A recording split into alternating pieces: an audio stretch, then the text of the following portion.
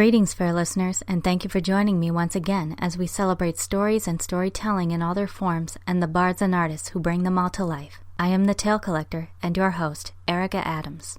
By chance, does anyone remember Magoozy? For those who either don't or haven't heard of it, this was a TV block that aired on Cartoon Network from 2004 to 2007. This is likely due to my age at the time. I was in my final years of high school, but for the most part, I considered Magoozy something of a poor man's Toonami. It was similar to Toonami in that it aired cartoons of the action genre, but theirs, like Totally Spies and Teenage Mutant Ninja Turtles 03, felt a bit too juvenile for my taste when compared to the latter's more mature fare. But there was one Magoozy cartoon that did get my attention, partly because its animation style was like none I was familiar with at the time. Aside from anime and the claymation of Aardman, i.e. Wallace and Gromit, this was one of the first cartoons in my memory that truly opened my eyes to the idea of animations from other parts of the world. Needless to say, it was quite the learning experience. But of course, the plot, characters, and action weren't too shabby either.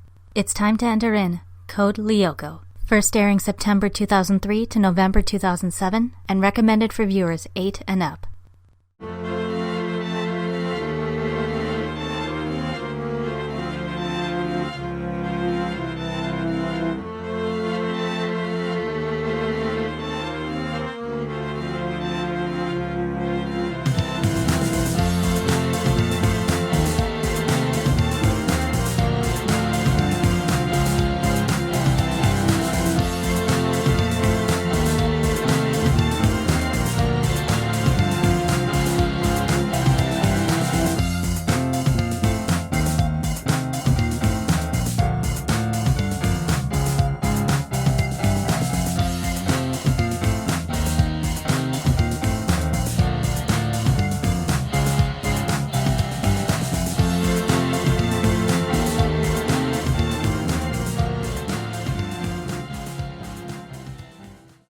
Hidden in the depths of an abandoned machine factory in present-day France lies a supercomputer, more powerful than any that had been made before it. Within this computer is the mysterious virtual universe of Lyoko, wherein two sentient beings reside. Aelita, a kind and brave elf-like humanoid female, and Xana, a formless and malignant computer virus that seeks to conquer Earth via the activation and control of the many towers found throughout Lyoko. The only ones who can stop it are 4 regular Earth kids attending a nearby boarding school. Through the use of full-size scanners and a highly advanced virtualization program, the quiet and pensive Ulrich, the strong and loyal Yumi, and the comical and gluttonous Odd are able to be literally transported into Lyoko itself, while computer genius Jeremy informs and guides them via the supercomputer's controls from the real world. Transformed into their own virtual avatars, each with unique individual weapons and abilities, they battle Xana's myriad creatures on Lyoko in order to protect Aelita, who is the only one capable of deactivating the usurped towers. With her aid, the 4 friends must thwart Xana's plans and save the world while keeping their mission secret from the watchful eyes of their parents, teachers, and classmates.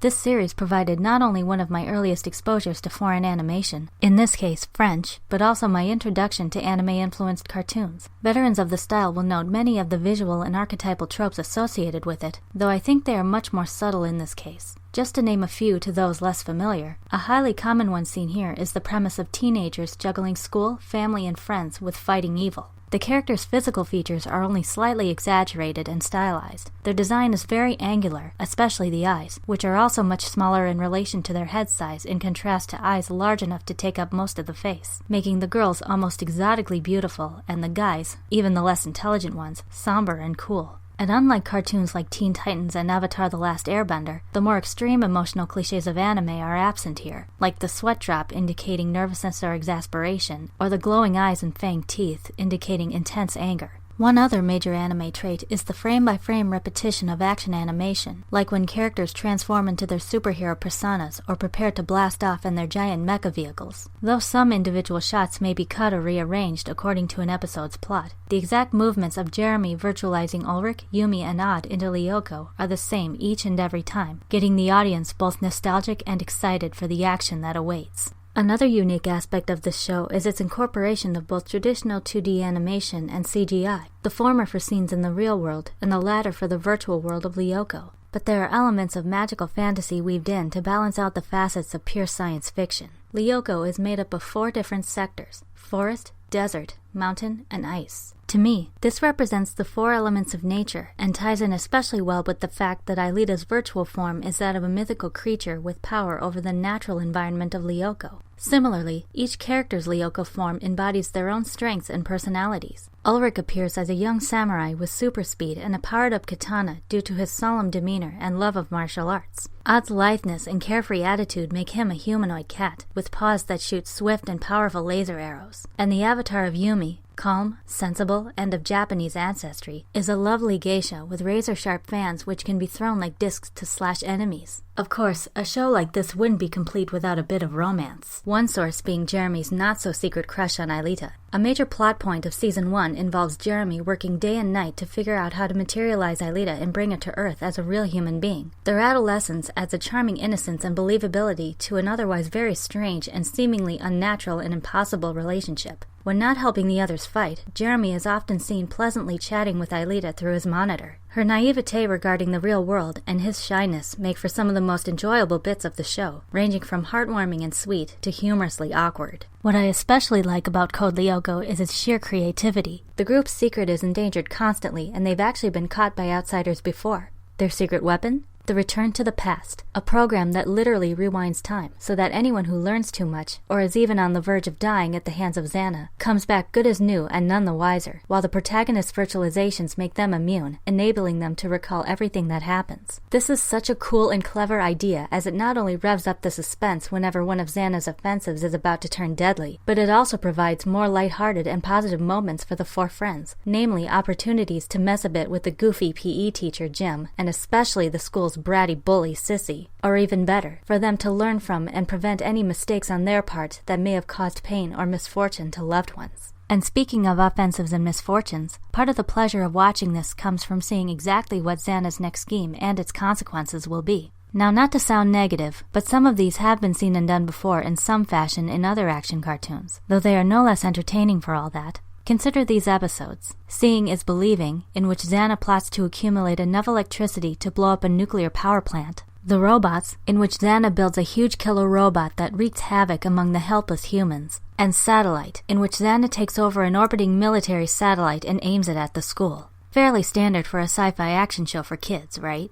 But the real fun comes from Xana's more unconventional methods of attack. The evil virus actively infects and possesses not only other machines, but also non-electronic objects, chemicals, and even organic materials and living creatures, making them just as frightening and dangerous as any technological weapon. Some of these include Laughing Fit, in which Xana takes control of laughing gas and attempts to suffocate victims by making them literally die laughing. Plagued, in which Xana possesses a swarm of rats and sets them loose all over the school. Amnesia, in which Xana builds microscopic robots to attack brain cells and wipe away memories. And Killer Music, in which Xana composes and formats a song which puts those who hear it into a coma. It's possible that I've thought a bit too deeply into it, but this in particular has always been one of Code Lyoko's most fascinating aspects to me. It makes me wonder and consider how closely related and similar science is to nature on a molecular level, as well as how manipulative and dangerous our own technology can be, no matter how much we strive to build and study and understand it, or exactly because of how much we try to control it.